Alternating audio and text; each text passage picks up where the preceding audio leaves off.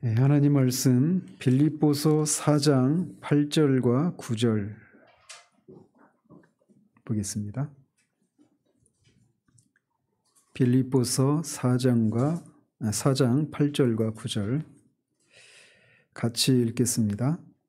끝으로 형제들아, 무엇에든지 참되며 무엇에든지 경건하며 무엇에든지 옳으며 무엇에든지 정결하며 무엇에든지 사랑받을 만하며 무엇에든지 칭찬받을 만하며 무슨 덕이 있든지 무슨 기림이 있든지 이것들을 생각하라.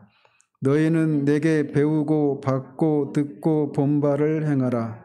그리하면 평강의 하나님이 너희와 함께 계시리라. 아멘. 오늘부터 일상을 위한 성경적 신학이라고 하는 이런 제목으로 새로운 시리즈를 시작합니다. 그래서 1월 첫 주에 신년 감사주일 때 올해 우리가 일상의 삶 가운데 하나님과 동행하는 삶을 살자, 이런 주제를 말씀을 전했는데 그것의 연장입니다.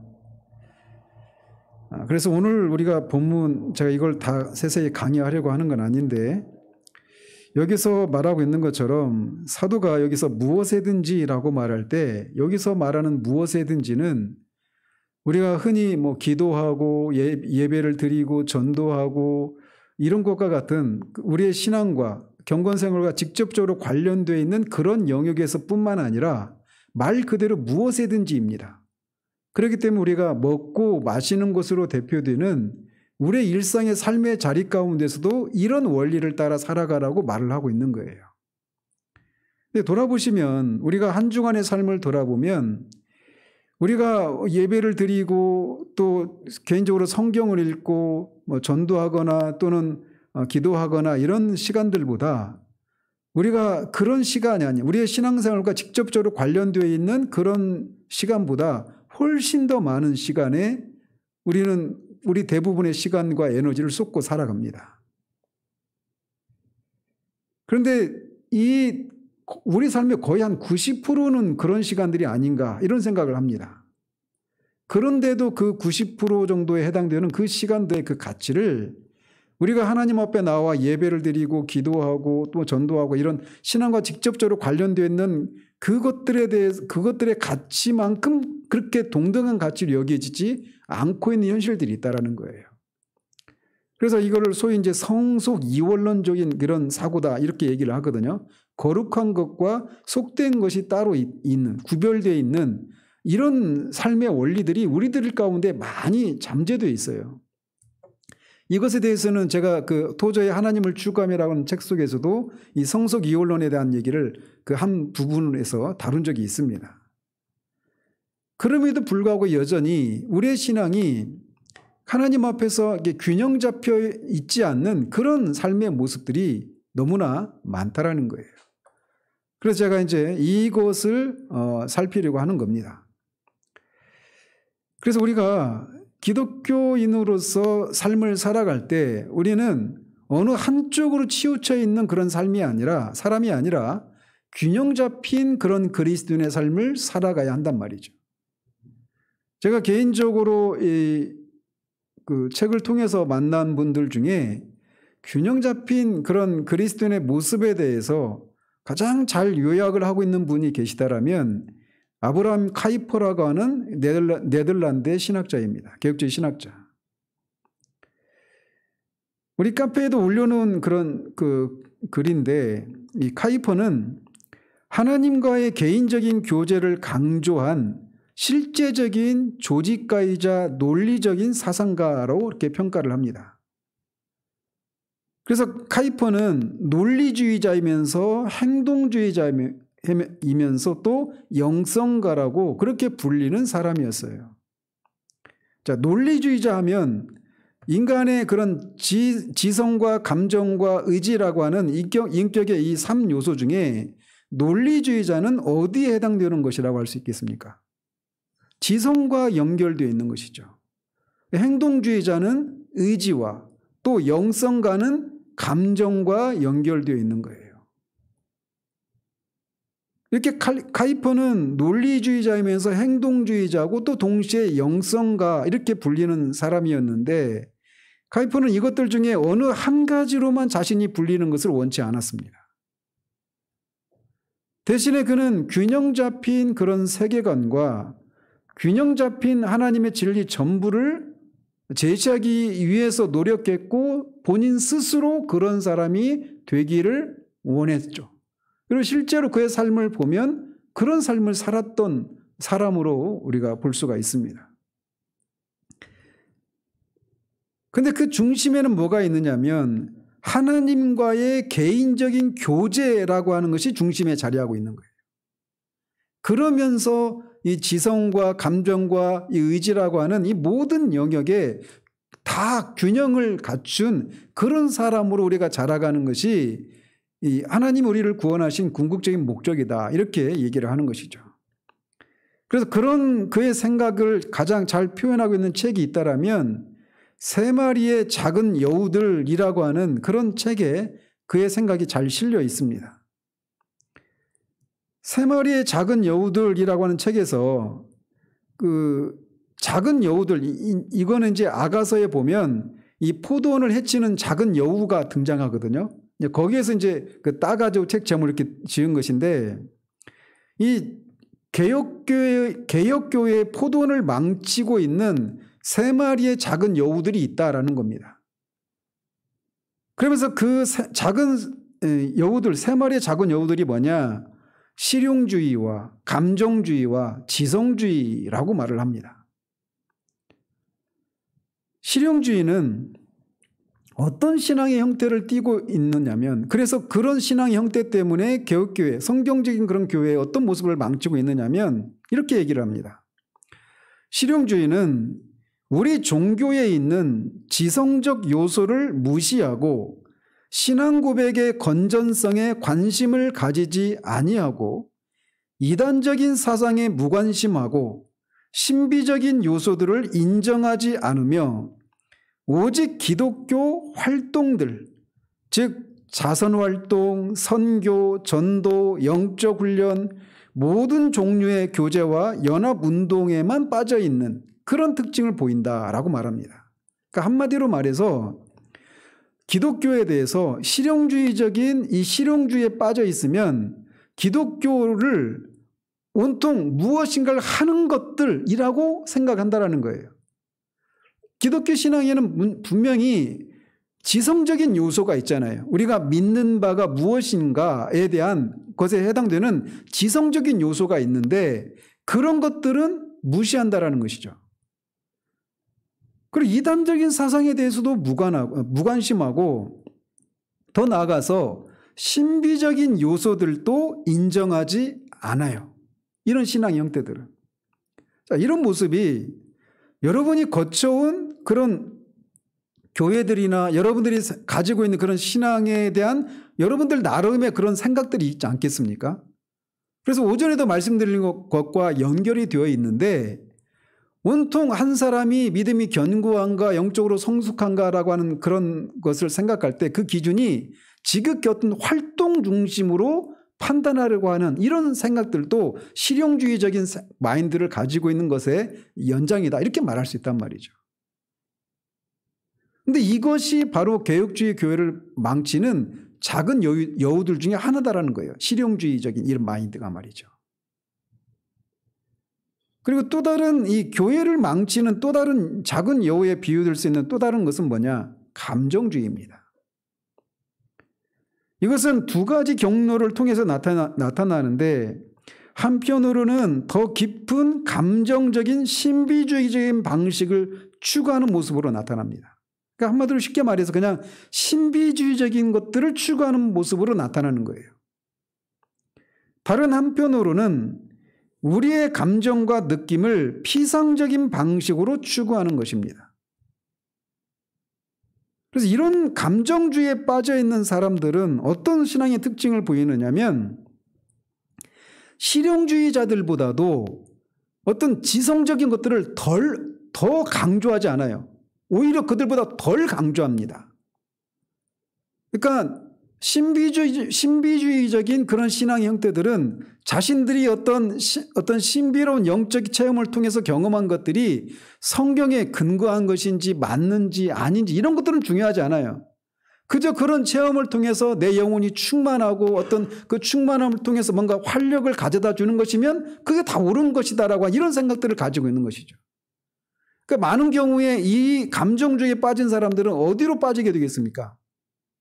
이단에 많이 빠지게 돼요. 이런 분들이. 그러니까 오늘날의 신앙 형태들 중에 뭐 신사도 운동이랄지 여러 가지 은사주의의 그런 것들이 한꺼번에 다 매도할 수는 없지만 그런 신앙을 이렇게 중시하고 이렇게 추구하는 사람들에게서 이런 모습들이 많이 보여지는 겁니다.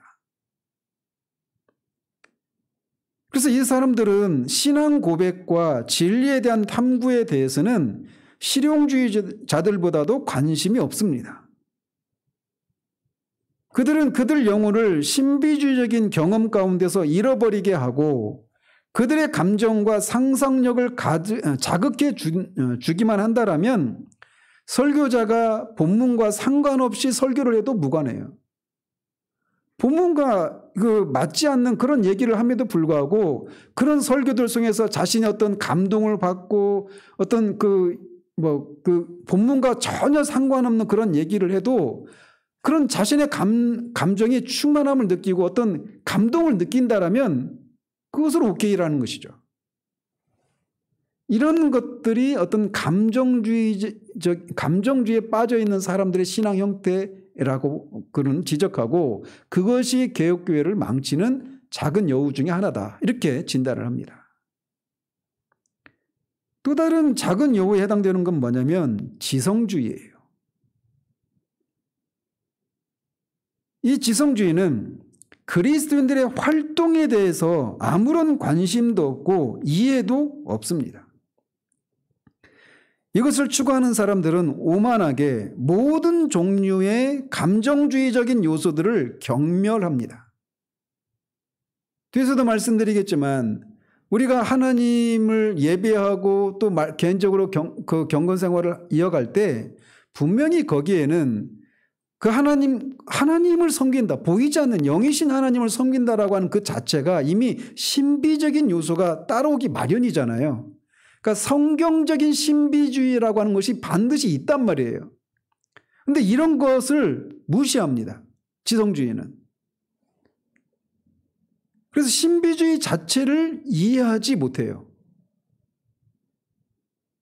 그러면서 이들은 신앙 고백과 교리를 고수하면서 성경에 위배되는 것은 그 어떤 것도 용납하지 않으며 이단적인 사상을 감지하면 비판의 칼부터 내드는 그런 사람들이다라고 할 수 있어요. 그래서 온통 오늘날 이 한국교회에서는 이런 지성주의에 빠져 있는 사람들은 한국교회 이 신앙 풍토상 많겠습니까? 적겠습니까? 매우 적습니다. 적어도 아주 적어요. 제가 볼 때. 그러니까 소위 이제 엄밀한 개혁주의를 표방하는 분들에게서 이런 모습이 발견됩니다. 그들이 다 그렇다라고 또 도매금으로 매도할 수는 없어요. 그런데 그런 경향을 띠기가 쉽다라는 거예요. 그래서 온통 어떤 교리를 배우고 진리의 체계를 알아가는 이런 것들에만 이 기독교 지성주의에 빠지게 되는 겁니다. 그런 사람들은 어떤 특징을 보이느냐? 굉장히 논쟁적입니다. 어떤 주제에 대해서 굉장히 논쟁적이고 자신의 견해에 동조하지 않으면 금방 파벌을 형성하면서 자신들과 다른 사람으로 취급을 해버리는 이런 우를 보이죠. 굉장히 어떤 엘리트 그런 의식을 가지고 있기가 쉽습니다. 그래서 로이드 존스가 말하는 것처럼 이 사람들의 특징은 그 자체로 맞으니까 신앙 고백과 어떤 교리를 고수하고 강조하는 것, 모든 것들을 성경에 비추어서 바라보는 것, 이것 자체가 틀린 건 아니잖아요. 그죠? 그런데 그것만 있다라는 겁니다. 그러면서 신비적인 요소도 없고 활동에 대한 이런 관심도 없는, 그리고 한쪽으로 치우쳐져 있는 거예요. 그래서 이 세 가지가 실용주의, 활동만 강조하는 실용주의, 감정만 강조하는 감정주의, 온통 기독교 진리와 이 신앙 고백 어떤 지성적인 측면만 강조하는 지성주의, 이 세 가지가 교회를 망치는 작은 여우들이다, 이렇게 카이퍼는 진단을 합니다. 그러면서 그는 계속 이어서 이렇게 말을 합니다. 비록 나는 메마른 정통과 자기 만족적인 이게 뭡니까? 메마른 정통과 자기 만족적인, 이거를 주장하는 실용주의입니까? 감정주의입니까? 지성주의겠습니까? 지성주의예요. 메마른 정통과 자기 만족적인 지성주의에 반대해서 심각하게 경고했지만 기독교의 임무가 하나님의 진리를 품고 간직해서 분명하고 명료한 신앙 고백의 개념까지 도달하는 것이라는데 이견을 달지 않는다라고 말하고 있어요. 그 자체가 그것만 강조하는 것이 문제이지 그들이 강조하는 그 자체가 잘못된 것은 아니라는 거예요. 그죠? 그리고 또 비록 나는 절제되지 않은 불건전한 신비주의 운동의 오류에 반대하여 경고했지만 나는 하나님의 백성들이 그들의 영혼 속에서 무엇이 진행되는지 알도록 부름을 입었다는 것과 그들의 마음속을 관찰하는 것과 그의 영혼 속의 진리의 경험을 알아보는 것을 부인하지 않는다. 쉽게 말해서 이 기독교 신앙이라고 하는 것은 살아계신, 보이지 않지만 분명히 살아계신 영이신 하나님과의, 그리스도와 또 성령의 인도하심을 따른 삼위일체 하나님과의 그런 사귐의 종교이기 때문에, 그리고 그 사귐이 우리 영혼 속에서 일어나는 일이란 말이에요. 이 신비적인 요소가 있고 그 신비적인 하나님과 그런 영적인 교제를 통한 그 영혼의 충만함과 감정의 그런 고양되는 이런 요소들이 분명히 있다라는 거예요. 근데 그것만 강조해서 옳고 그름에 대해서는 무관심하고 무시하는 이런 것들은 경계한다라는 것이죠. 그리고 또한 비록 나는 진정한 기독교를 외부적인 활동들에서만 찾는 것의 위험성에 대해서 지적했지만 아무도 내가 아무것도 하지 않고 선한 행동을 거부하는 정적주의를 옹호한다고 결론 내리지 못할 것이다, 이렇게 말을 합니다. 아시겠죠? 그러니까 세 번째가 외부적인 활동들에서만 찾는 위험이 어떤 주의에서 나오는 겁니까? 실용주의의 위험을 경고하고 있는 거예요. 그런데 그것을 경계했지만 기독교는 아무것도 안 하는 정적주의를 그가 옹호하는 것은 아니라는 거예요.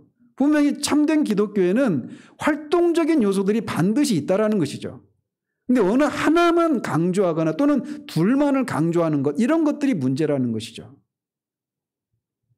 그래서 그가 목표하는 것은 적절한 조화의 회복이었다라고 말을 합니다. 나는 우리 그리스도인들의 존재에 조화로운 발전을 강조했다. 나는 많은 그리스도인들의 올바른 균형을 깨뜨리는 것들을 제거하기를 원했다. 나의 간절한 소망은 우리의 사고와 감정과 활동, 지정의조, 그죠? 이것이 조화를 이루어서 동등하게 강조되는 산물로서 더 높은 경지의 사랑을 불러일으키는 것이다. 그가 추구하는 것이 이런 모습이라는 거예요. 지정의, 모든 것이 강조되는 것. 예수님께서 우리에게 우리의 마음과 생각과 영혼과 능력을 다해 하나님을 사랑하라라고 명령하셨다. 후회가 되는 것은 우리 하나님을 향한 사랑이 너무나 자주 여기서 한 가지 혹은 두 가지만 끌어오고, 즉 지성적인 측면 또는 감정적인 측면 또는 이 두 가지 측면, 그러니까 지정의 세 가지 측면 중에 한 가지나 두 가지만 끌어오고 있다는 거예요. 하나님을 사랑하라라고 말할 때. 그래서 이 한 가지나 혹은 두 가지만 끌어오고 다른 요소들은 태만하게 생각하거나 전혀 사용하지 않는다는 점이다. 이것은 모자라는 것이며 불완전하며 한쪽으로 쏠린 성장이다. 그래서 우리가 추구해야 하는 것은 그리스도 안에서의 장성함인데 이것은 각 지혜의 분량대로 역사할 때 가능한 것이다. 이렇게 말을 합니다. 그래서 기독교의 균형 잡힌 그리스도인의 모습이라고 하는 것은 지성주의적인 요소도 반드시 있어야 돼요. 그래서 우리가 믿는 바가 무엇인가를 알고 지적인 그것을 신앙 고백 형태로 그것을 요약하고 배우고 하는 이런 요소들이 반드시 있다라는 겁니다. 기독교 신앙에는 지적인 요소들이 반드시 있어야 돼요. 그리고 뿐만 아니라 하나님을 찾고 추구하고 하나님과 교제를 나눈 데서 오는 그런 데서 오는 영혼의 충만함들, 감정적인 요소도 반드시 있다라는 거예요. 또 그러면서 거기서 멈추는 것이 아니라 이것이 활동으로 이어져야 한다라는 것입니다. 그래서 이 아브라함 카이퍼는 자신을 논리주의자면서, 즉 지성, 행동주의자면서 의지, 영성가, 즉 감정, 이 세 가지를 갖춘 그런 사람으로 불려지기를 소망했다라는 거예요. 그래서 우리가 추구해야 될 이런 그리스도인의 모습은 바로 이런 요소들입니다. 이 세 가지가 다 있어야 돼요. 균형을 갖추고 말이죠. 자, 그런데 저는 이렇게 돌아보면 개인적으로 이 시리즈를 준비하면서도 제 돌아온 신앙의 여정을 이렇게 돌아보면서 이것마저도 하나님의 섭리였다 이런 생각을 해요. 어떤 면에서 그러느냐면 제 개인적으로 볼 때 기독교 지성주의, 이거는 기독교에 있어서 지성적인 측면이 있다라고 하는 것은 성경에서 말하는 진리, 이게 이제 쉽게 말하면 다른 말로 말하면 교리죠. 그죠? 교리를 알고 배우고 하는 이런 것들을 말하는 거예요. 이런 것들에 특화되어 있는 분이 있다라면 제 개인적인 판단에 마틴 로이드 존스 목사님이에요. 그러니까 로이드 존스 목사님의 설교는 굉장히 교리적입니다. 저도 그런 영향을 받아서 제가 이게 설교를 할 때 보면 굉장히 교리적이죠. 그러니까 그래서 그런 것들이 다 이렇게 어떤 이렇게 짝을 이루는 이런 방식으로 제가 이게 설교를 하려고 하거든요. 그렇게 안 들리셨으면 제가 문제겠죠. 저나 여러분이 문제겠죠. 어쨌든 저는 그렇게 전하려고 해요. 근데 이게 이제 로이드 존스 목사님의 영향을 받은 거예요. 그래서 개인적으로 기독교 신앙에 있어서 지성적인 측면과 관련해서 물론 제가 만난 그런 분들 중에 로이드 존스 목사님이 이런 것을 대표하는 인물이다. 저는 그렇게 개인적으로 생각을 해요. 다른 분은 그렇게 생각하지 않을 수 있어요. 근데 제 개인적인 판단이라는 거죠. 그리고 감정적인 요소에 특화된 분이 있다라면 여러분들은 누구를 떠올리십니까? 저를 통해서 들었던 분들 중에 토저 목사님이에요. 하나님을 추구함으로 대표되는.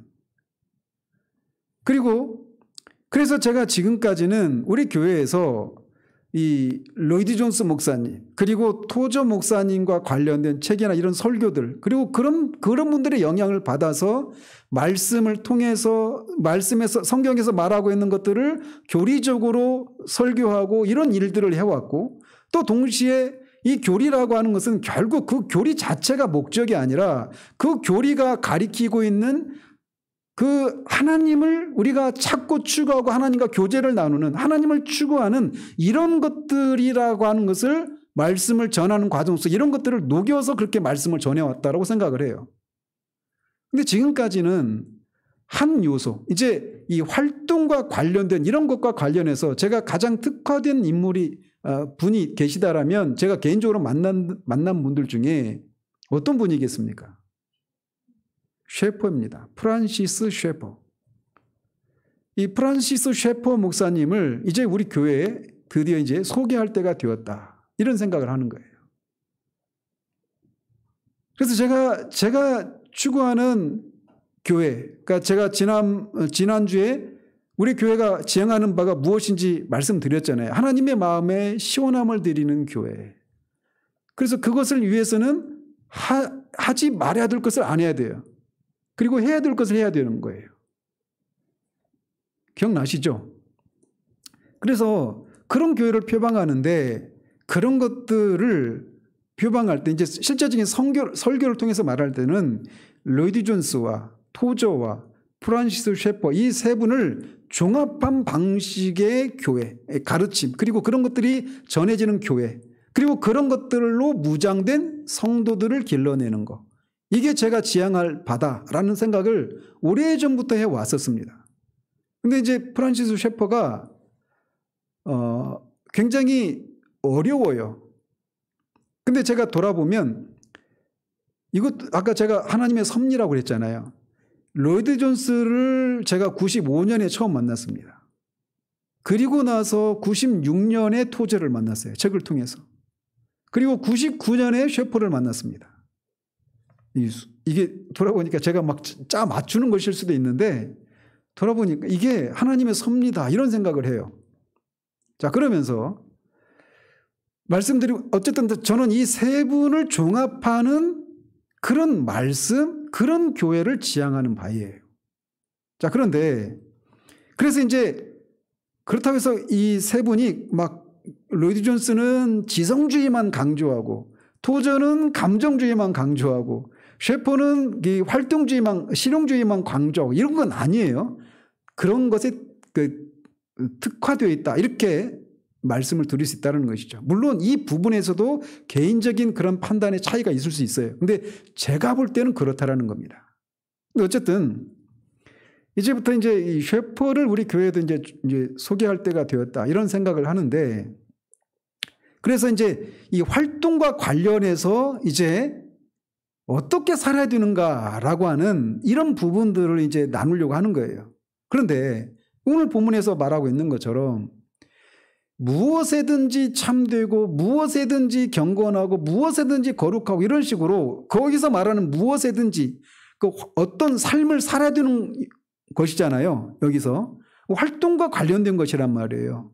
근데 활동과 관련된 것이라고 할 때 처음에 말씀드린 것처럼 우리는 다분히 기도하고 예배하고 전도하고 성경을 읽고 한 것과 같이 거룩한 영역에서의 활동을 먼저 떠올리기가 쉽다라는 겁니다.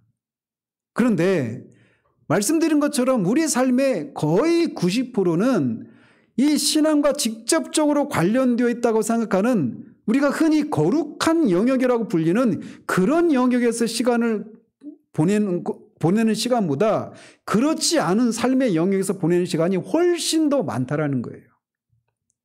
그런데 우리 신앙에 보면 거룩한 것과 관련된 것들에 대해서는 굉장히 가치를 부여하고 그런 것들은 소중하게 생각해요. 그렇지만 일상의 영역에 우리의 삶과 우리의 삶의 자리에서 벌어지는 그런 일상의 것들은 그만한 가치를 부여하지 않고 있다는 겁니다. 그래서 제가 신년 감사주일 때도 말씀드린 것처럼 수요 기도회가 있는데 그 시간에 예배 드리는 것과 그 시간에 다른 일을 예배가 아닌 다른 일을 하고 있을 때 여러분이 자유함을 가지느냐고 물었잖아요. 근데 많은 분들은 자유함을 누리지 못하는 경우들이 많아요. 예배 시간인데 예배를 안 드리고 딴 것을 할 때 하나님의 일을 안 하고 해야 되는데 하나님의 일을 하지 않고 있는 세속적인 일을 하고 있는 이런 생각을 하고 있으면서 자유함을 누리지 못한다는 겁니다. 근데 보십시오. 우리 삶의 90% 정도는 80-90% 정도는 목사인 저도 한 50% 될까요? 50%는 넘나? 어쨌든 이 신앙과 직접적으로 관련되어 있는 그런 영역에 들어가는 시간보다 그렇지 않은 삶의 자리에서 보내는 시간이 훨씬 더 많은 것이 일반적인 삶의 패턴이란 말이에요. 근데 저는 이제 후자, 우리가 흔히 일상의 삶이라고 불려지는 그런 영역에서 우리가 어떻게 이런 균형 잡힌 그리스도인의 삶을 살아낼 수 있는가라고 하는 얘기들을 오늘부터 하려고 하는 거예요. 그래서 그것을 잘 보여주는 이 성속 이원론적인 세계관을 가진 채 살아가는 사람들이 일상의 삶이 자신들에게 부여하는 그 가치, 일상의 삶이 가지는 그 가치와 그것을 누리게 될 때 오는 그 영혼의 그런 자유함과 기쁨이 신앙적인 것을 행할 때와 갖는 그런 가치, 그런 것과 같은 가치를 가지고 있다라고 하는 것을 잘 보여주는 영화를 한편 여러분에게 소개하려고 합니다. 영화 이야기입니다. 이제 이 영화 제목은 바베트의 만찬이라고 하는 영화예요. 여러분 그 왓챠 아세요? 왓챠? 그 넷플릭스 같이 우리나라 그 있잖아요. 왓챠라고. 거기에 있습니다. 저는 이 영화를 3번 봤거든요. 바베트의 이 만찬. 프란시스 셰퍼의 책 속에서 이 영화를 소개받은 게 99년인가 그럴 거예요. 99년인지 2000년인지. 근데 뭐 어디서 볼 게 없다가 이제 왓챠 이게 생기고 찾아서 이제 보게 되었죠. 내용을 먼저 말씀을 드리면 이 영화가 1996년도작입니다. 그러니까 그렇게 오래된 영화는 아니죠. 그리고 덴마크 영화예요. 덴마크. 실제 덴마크에서 벌어지고 있는 그 덴마크가 배경을 두고 있는 영화입니다. 이게 아카데미 영화상도 수상을 했던 어떤 수작이에요. 근데 이 영화가 영과 몸, 책임과 즐거움이 어우러진 아름다운 그런 이야기를 통해서 하나님과 그분이 지으신 피조물의 풍성함과 선함을 우리 앞에 펼쳐주는 만찬 그 자체다. 이렇게 평가를 합니다. 무슨 말이냐? 내용을 보시면 알아요. 줄거리가 이렇습니다. 주인공은 종교개혁자 말틴 루터, 그 덴마크는 기독교 분파 중에 루터교가 우세한 지역입니다. 덴마크 그 스칸디나비아 반도 있잖아요. 덴마크 뭐 뒤에 위에 뭐 노르웨이 이런 데 있죠. 그 루터가 독일 사람이니까 독일, 덴마크, 이 북유럽 있죠. 이쪽이 다 대부분 기독교가 루터교입니다. 루터란이라고 하죠.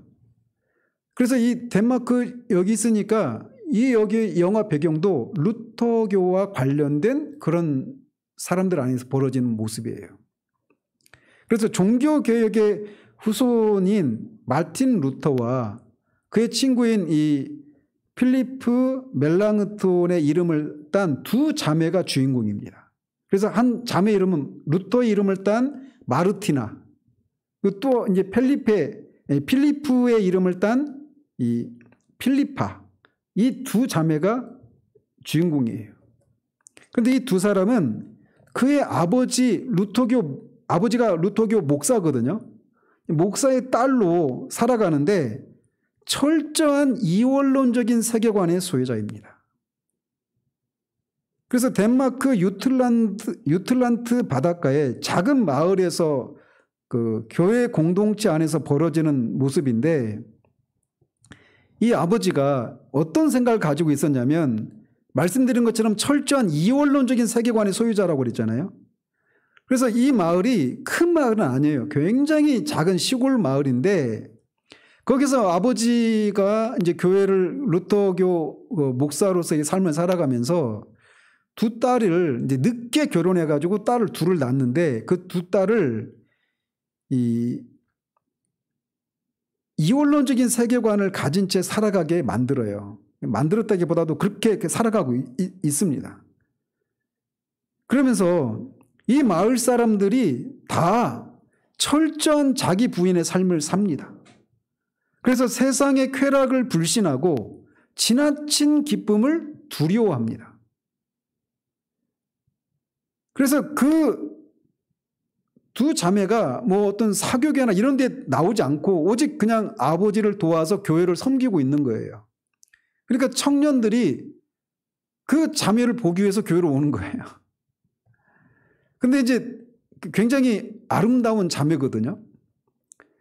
근데 아버지가 그렇게 이제 청년이 예배드리러 왔던 청년이 그 아버지 이제 그 교제를 나누고 이제 결혼까지 생각하면서 이렇게 올 때마다 늘 거절을 당해요.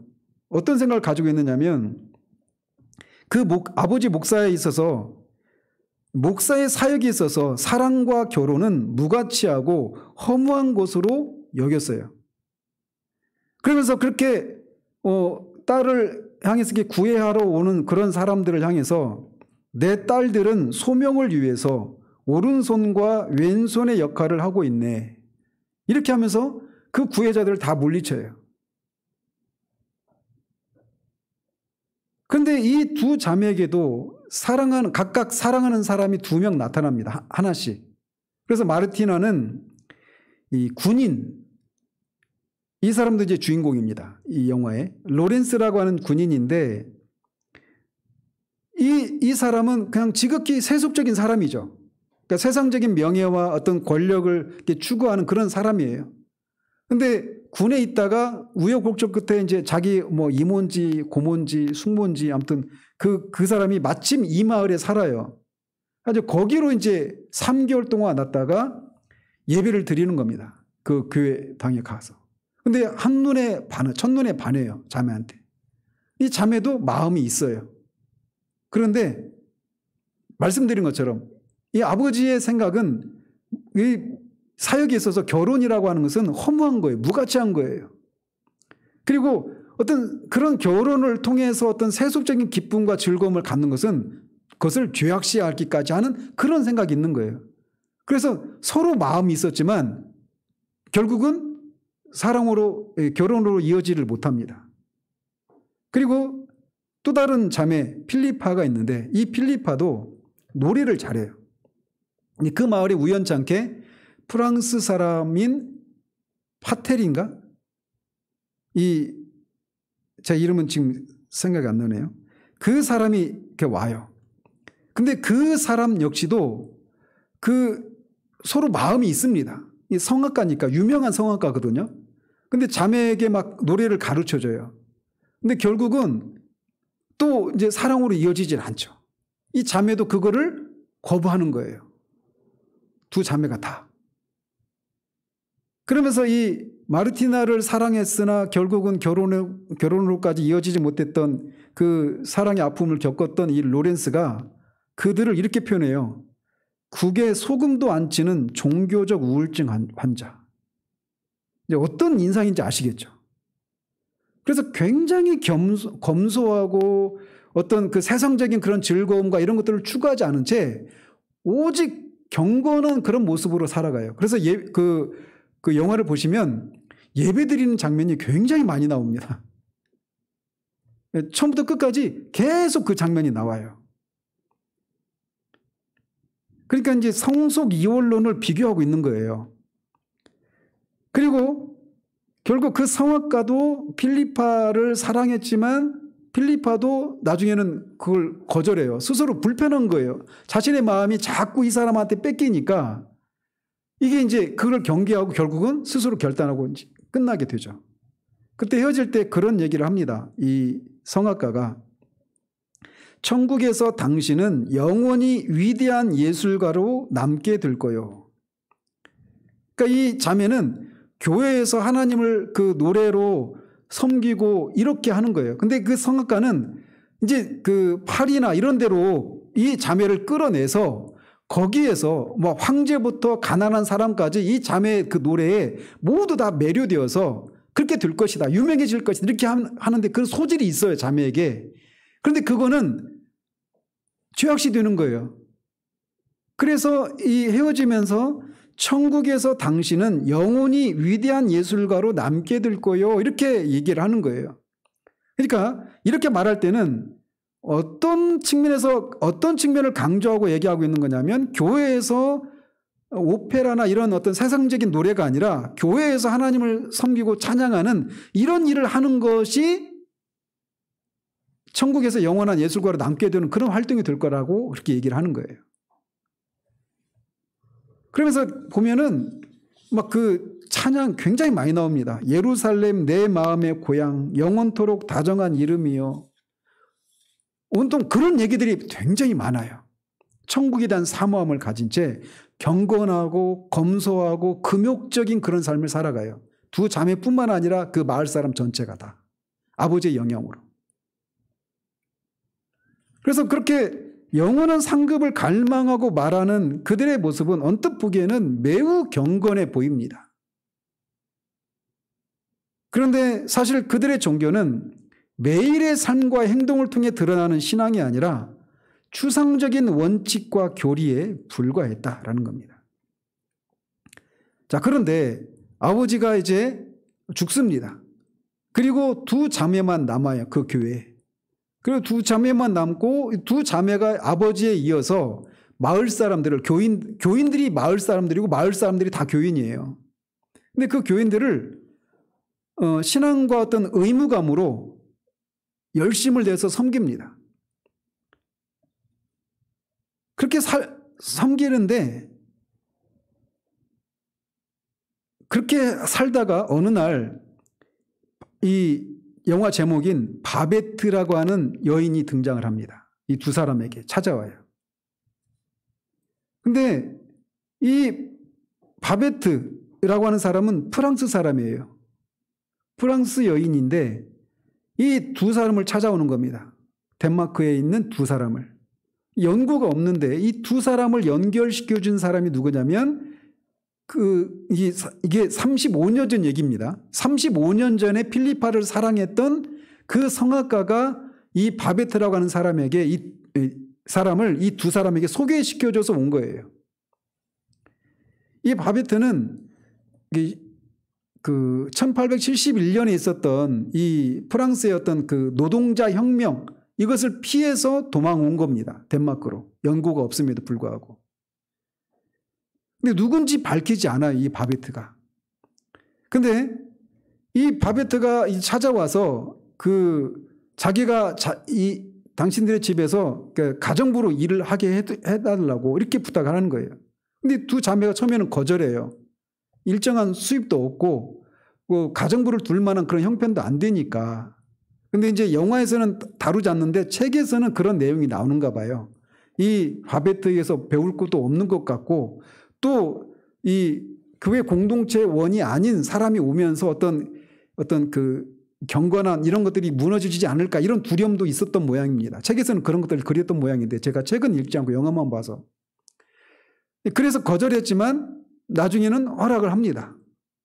그래서 이제 같이 살게 되는데 이 바베트가 막 그런 뭐 우리나라로 말하면 풀떼죽 같은 거 있잖아요. 그냥 진짜 그 박한 그런 음식 이런 걸 먹고 막 살고 있었단 말이에요. 겸손하게. 근데 바베트가 들어왔는데 굉장히 지혜롭게 그 행동을 합니다. 그래서 음식도 좀 질이 좋아져요. 먹는 음식도. 그리고 돈도 입이 하나 더 늘었는데도 이게 돈이 더 남아요.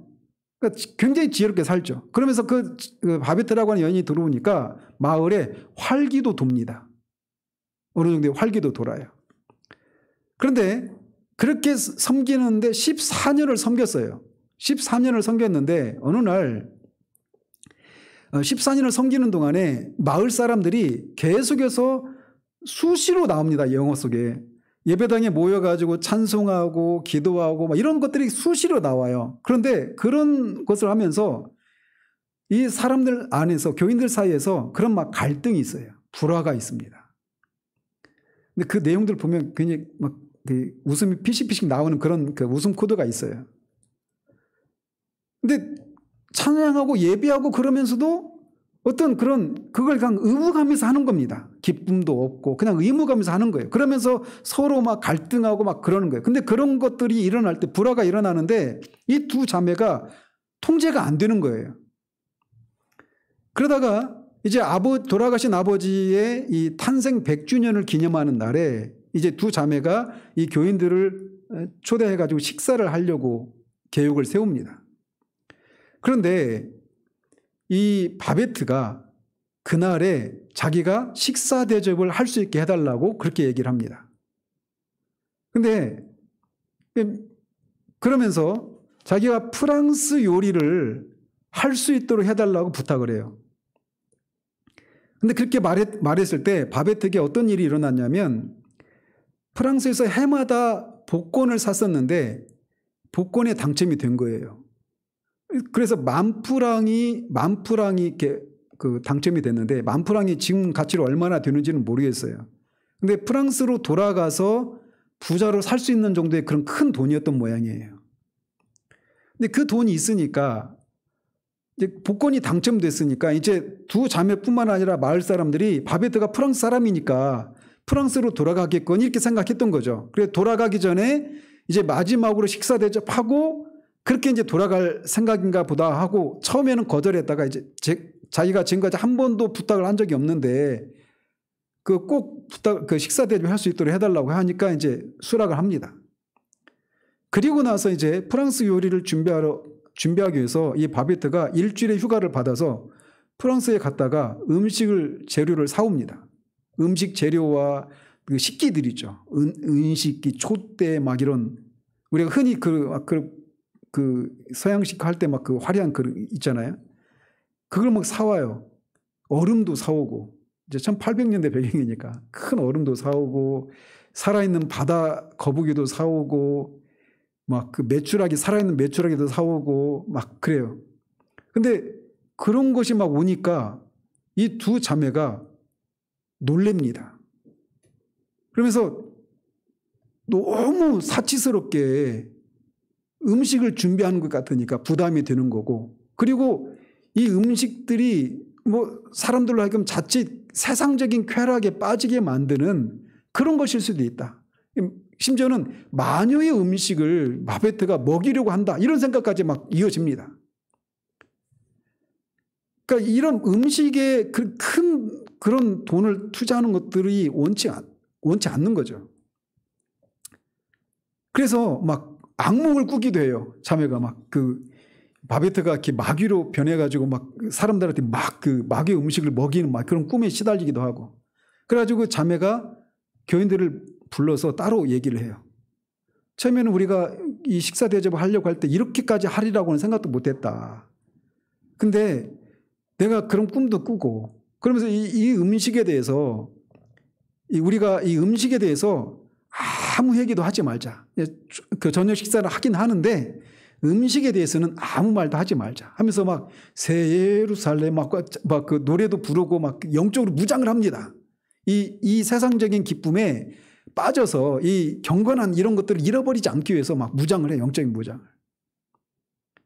그리고는 제가 얘기하면서 얘기를 잘 못 전한다 이런 생각을 합니다. 계속. 무슨 얘기인지 잘 모르겠죠. 쫓아오겠어요? 자, 그렇게 해서 식사가 준비되는데 마침 그 식사 초대에 11명을 초대했었는데 한 명이 더 추가됩니다. 근데 그 한 명이 누구냐면 마르티나를 사랑했었던 그 군인. 그 군인이 이제 장군도 되어서 굉장히 유명한 사람이었는데 은퇴를 했죠. 그러면서 그 식사 자리에 이제 가도 된다라고 하는 수락을 받고 가는데 이제 거기서 대사 하나하나가 다 의미가 있습니다. 앞에 제가 3번 봤다고 그랬잖아요. 두 번째 볼 때는 울면서 봤어요. 너무 감동을 받아서. 한번 꼭 보시기를 바라요. 제가 다 스포를 해버리고 보려면 재미도 없겠지만 대사 하나하나가 다 의미가 있습니다. 그런데 어쨌든 그 식사 자리를 가는데 그들이 그렇게 생각하는, 그래서 하늘의 의무와 세상의 쾌락 사이의 경계를 결코 허물지 않겠다고 막 이 교인들이 다 다짐을 합니다. 굳게 막 찬양하고 막 기도하고. 그래서 막 좀 웃긴 측면도 있어요. 그래서 혹시라도 위험하고 어쩌면 악하기까지 한 힘에 노출될까 두려워하면서 마을 사람들이 바베트를 생각해서 만찬에는 참석하겠지만 혀는 오직 기도에만 사용하고 본디 미각이 없었던 사람인 듯 행동하겠다 이렇게 선언을 합니다. 그래서 음식에 대해서는 아무 말도 하지 않고 맛있네 없잖아 이런 얘기는 하지 않고 그냥 혀는 그냥 그 찬양하는 데만 사용하고 음식에 대해서는 아무 말도 하지 않기로 다 합의를 해요. 막 영적으로 무장을 합니다. 찬양과 예배로. 그래서 그날 저녁에 음식에 대해서는 아무 말도 하지 않기로 하고 기도와 찬양으로 준비한 후 식사를 시작합니다. 그런데 바베트가 막 정성껏 음식을 준비하고 하는 시간이 굉장히 깁니다. 그 영화 속에. 근데 그 바베트가 정성껏 준비한 음식들이 식탁에 오르고 식사가 진행되면서 마을 사람들 안에서 변화가 일어나기 시작해요. 근데 처음에는 이제 음식을 먹기 시작하는데 아무도 그 음식이 어떤 음식인지 모르고 막 먹는 거예요. 근데 거기에 이제 로렌스라고 하는 그 장군이 참석했다고 그랬잖아요. 이 장군은 프랑스의 그런 그 장군이고 해서 프랑스의 그런 뭐라고 하죠? 그런 사교계나 이런 것들에 대해서 그런 문화에 대해서 알아요.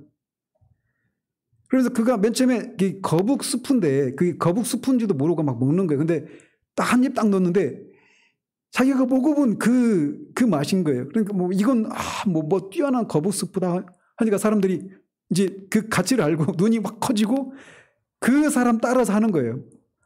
그 음식을 그 장군이 하는 대로 다 따라 합니다. 어떻게 먹는지도 모르니까. 재밌어요. 그런 웃음 구도가 있어요. 중간중간에. 그러면서 그런 일이 진행되면서 사람들의 마음이 녹기 시작하는 겁니다. 그래서 해묵은 그런 갈등들을 막 뒤로 해요. 그러면서 막 그 얼마 전까지 식사 전까지는 서로 네가 나 속였지, 이 나쁜 놈 어쩌고 뭐 네가 나를 유혹했지, 막 하면서 막 서로 막 갈등이고 막 그러는데 식사가 진행되는 동안 옆에 사람한테 내가 너 속인 거 알아? 그런데 알아. 난 네가 속이고 있는 걸 알았어. 그런데 이 맨 처음에 얘기했던 사람이 근데 나도 너는 네가 그 속이는 거를 네가 모르고 있더라 하면서 그럴 수 있지 하면서 서로 화해합니다. 웃기게 화해를 해요. 그러면서 이 하이라이트가 그 식사하는 장면인데 음식을 먹으면서 그러니까 찬양하고 기도하고 예배하고 하면서도 여전히 갈등이 있고 그랬단 말이에요. 근데 음식을 먹으면서 그런 일들이 일어나는 거예요. 화해가. 그러면서 거기에 왔던 그 로렌스, 마르티나를 사랑했던 그 장군, 이 사람이 음식을 먹으면서 어떤 그 메추라기로 만든 그 요리가 있거든요. 그 요리 이름이 있는데 그게 이 프랑스에서 아주 유명한 이 카페 앙글레라고 하는 식당에서만 나오는 요리였다라는 것을 말합니다. 근데 그 사람 시골 사람들이 알 리가 없죠. 그래서 뭐 꼬냑이 나오고 뭐 샴페인이 나오고 뭐 와인이 나오고 그럴 때마다 그 장군은 다 알아요. 와, 이거 뭐 몇 년산 뭔데? 이거 틀림없이 하면서 마시고. 근데 그 사람들은 모르죠. 근데 그 사람은 그 가치를 알아요. 그것을. 그러면서 프랑스의 유명한 그런 카페 앙글레라고 하는 카페에 수석 요리사가 있었는데 그 요리사가 여자였다라는 거예요. 그러면서 그 혁명이 일어날 당시에 갈리페트 장군이 자신이 흠모할 만한 그런 여자가 하나도 없는데 한 사람이 있다라는 거예요. 근데 그 사람이 누구냐? 카페 앙글레의 수석 셰프인 그 여자라는 거예요. 근데 그 여자, 그 바베트죠. 이 바베트가 그 여자였던 거예요. 그러면서 그 갈리페트 장군이 그 바베트에 대해서 했던 말을 로렌스 장군이 그 사람들에게 얘기를 해주는 거예요. 그래서 그런 얘기를 합니다. 바베트에게는 저녁 식사를 연인들의 사랑으로 변화시키는 능력이 있어요. 몸의 욕구와 영적인 욕구 사이에 구분이 없는 그런 사랑 말입니다. 이 영화가 뭘 전달하려고 하는지 알겠죠? 그러면서 사람들은 식사가 시작되기 전에 아까 말씀드렸잖아요. 예루살렘 내 마음의 고향 영원토록 다정한 이름 하면서 막 그렇게 시작했는데 그때도 기쁨도 감사도 서로 간의 사랑도 없었어요. 그런데 식사가 진행되면서 서로 간에 있었던 앙금과 불화가 사라지기 시작합니다. 그리고 식사를 다 마치고는 똑같이 찬양을 불러요. 그 식사 전에 불렀던 그 찬양. 예배 처음부터 불렀던 그 찬양을 식사가 끝난 후에도 불러요. 그리고 그 찬양 중에 하나가 오늘 오후 예배 때 부를 312장입니다. 너 하나님께 이끌리오 그 찬양이죠. 막 그 찬양 들을 때는 막 제가 막 눈물을 펑펑 흘리면서 들었는데 그러면서 그 식사를 마치고 나서는 기쁨이 되살아나고 이 주 안에서 모든 것이 가능하다라고 하는 것을 깨닫게 되었다라고 하는 그런 말을 이 로렌스 장군이 얘기를 합니다.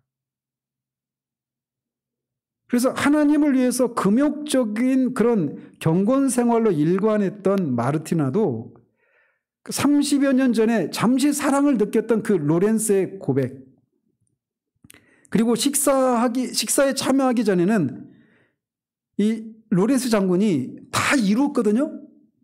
성공을 했고, 비록 그 마르티나와 결혼은 못했지만 다른 여자와 결혼해서 성공을 거뒀어요. 근데 은퇴를 했는데 식사 자리에 참여하러 가기 전까지는 허무함이 있는 거예요. 허무함이. 그런 데로 갔는데 그 식사가 진행되는 동안에 그런 마음이 녹는 일들이 있으면서 이 로렌스가 주님 안에서 모든 것이 가능하다라고 하는 것을 알게 되었다라고 말하면서 식사를 마치고 나갈 때는 삶의 소망을 찾고 돌아갑니다. 그러면서 그때까지도 파리 카페 앙글레 수석 요리사가 바베트는 거를 몰라요. 이제 식사가 다 끝났어요. 사람들이 막 마음이 충만해서 돌아갑니다. 근데 이제 식사 끝나고 막 산더미처럼 이렇게 설거지거리가 쌓여있는데 거기서 이제 바베트가 앉아서 얘기를 하는 거예요. 두 자매가 이제 바베트가 마지막 저녁 식사를 대접했으니까 이제 프랑스로 돌아가겠거니 이렇게 생각했던 거예요. 그랬는데 바베트가 고백하는 겁니다. 자기는 안 돌아갈 거라고. 깜짝 놀라요, 두 자매가. 그러면서 얘기하는 게 자기가 카페 앙글레 수석 셰프였다. 그런 얘기를 하는 거예요.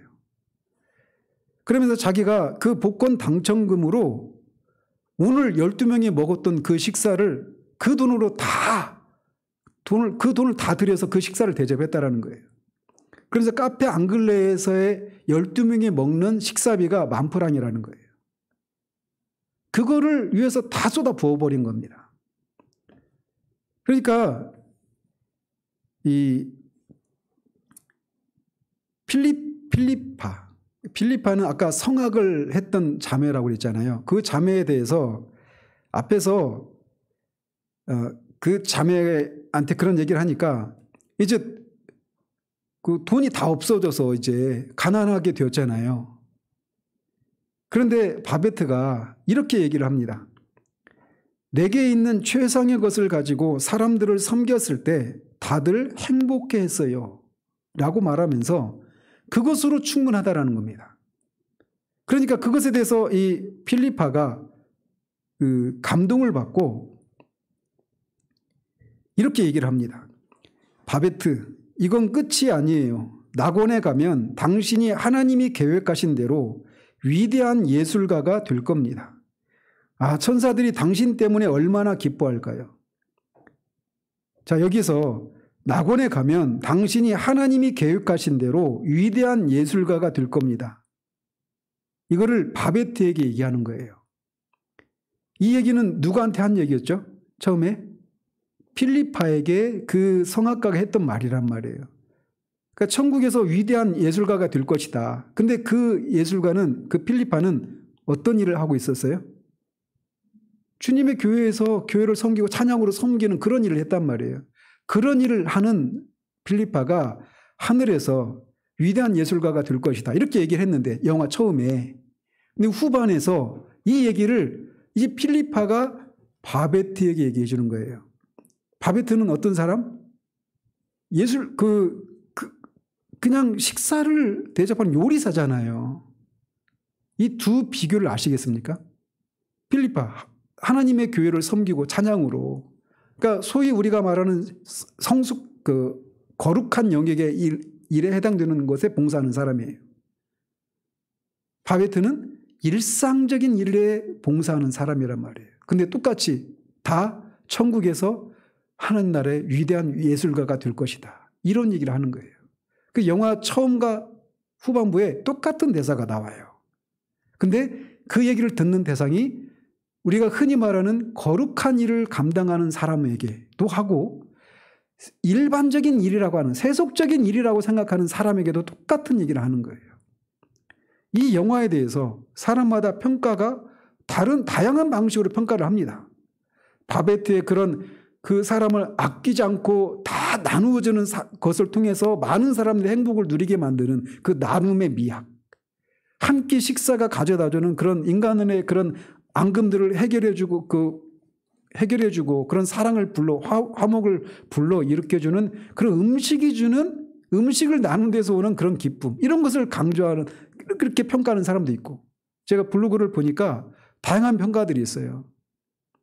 근데 제가 그 영화 대사에서 이 처음과 뒷부분에 똑같은 대사가 나오면서 결국 작가가 말해주고 싶은 건 그것이 아니었나. 우리가 신앙과 직접적으로 관련되어 있는 그런 일들도, 또 신앙과 직접적으로 관련이 있다고 생각하지 않는 일상의 일도 하나님 앞에서는 다 하나님을 섬기는 그런 것이 될 수 있다. 그래서 예배와 찬양, 이것을 통해서도 사람들이 그런 기쁨과 감사를 누릴 수 있지만, 또 동시에 일상의 삶을 통해서도 동일한 것을 누릴 수 있다라고 하는 것을 말해주는 그런 영화다, 이런 생각을 하는 것이죠.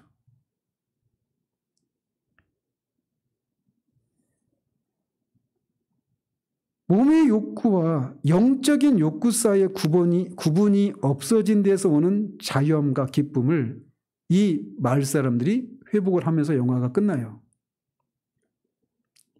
오늘부터 하려고 하는 것이 바로 이겁니다. 말씀드린 것처럼 우리 삶의 90% 이상을 우리는 영적인 것들과 직접적으로 관련이 없는 것 같은 일상의 삶을 살아갑니다. 그런데 우리 인생의 대부분을 보내는 일상의 가치를 제대로 알지도 못하고 누리는 것은 더군다나 못한 채 살아가는 모습이 일반적이에요. 그것을 제대로 보고 그 가치를 알고 하나님이 우리에게 주신 이 선물을 만끽함으로 하나님 안에서 사는 삶을 우리가 누려야 한다는 거예요. 그래서 바베트의 만찬이잖아요. 그러니까 바베트가 베푼 그 만찬 그 자체도 그런 자체를 가리키기도 하지만, 동시에 하나님이 우리가 일상의 삶이라고 하는 그 모든 것들이 하나님이 우리에게 베푸신 만찬이라는 겁니다. 그리고 만찬이어야 한다라는 거예요. 그래서 우리가 일상의 삶의 자리에서도 하나님이 그것을 우리에게 주신 것들의 그 가치를 알고 그것을, 그 만찬을 우리가, 이 혀로는 오직 기도하는 일에만 써야 되고 찬양하는 일에만 써야 되고, 이 음식에 대해서는, 이 세속적인 그런 맛에 대해서는 얘기를 하면 안 돼라고 말했던 그 교인들과 같은 그런 상태가 아니라, 그 일상의 삶도 하나님을 섬기는 것이고 하나님이 우리에게 베풀어 주신 선물이다라고 하는 것, 만찬이라고 하는 것을 우리가 알고 그것을 마음껏 누리는 거예요. 그래서 그 영화에서 제대로 그것을 누린 사람이 누굽니까? 처음에 안 사람이 로렌스예요. 로렌스. 그 가치를 알아요. 그러면서 그것을 누리는 것을 통해서 그 식사 자리에 가기 전까지는 허무했어요, 삶이. 그런데 식사를 마치고 나서는 하나님 안에서 모든 것이 가능하다라고 하는 것을 알면서 이 마르티나와의 사랑이 이제 다시 시작될 것 같은 그런 뉘앙스를 풍기면서 헤어집니다. 삶의 소망을 느끼는 거예요. 저는 우리에게, 제가 할 수 있는 한 이 시리즈를 통해서 우리가 당장 이 예배당 떠나면 우리는 일상의 삶의 자리로 돌아가잖아요. 예배당에서 말씀을 듣고 은혜를 누리고 감동을 누리는 것, 이것에 비교할 수 있는 게 없죠, 이 세상에서. 그런데 똑같이 우리 일상의 삶의 자리에서도 이런 것이 가능하다라는 겁니다. 그것의 성경적인 근거들을 제시하려고 해요. 그리고 그것을 어떻게 살아야 되는가라고 말할 때, 제가 바라기는 우리에게 잃어버린 그 90%의 삶을, 제가 감동을 누리는 부분이 바로 그거예요. 우리가 놓치고 있는 이 90%의 우리의 삶, 이게 우리 인생이잖아요. 우리 인생 거의 전부잖아요. 이것의 가치를 우리가 제대로 누리지 못한 채 그냥 우리 삶을 그냥 잃어버린 채로 살아간단 말이에요.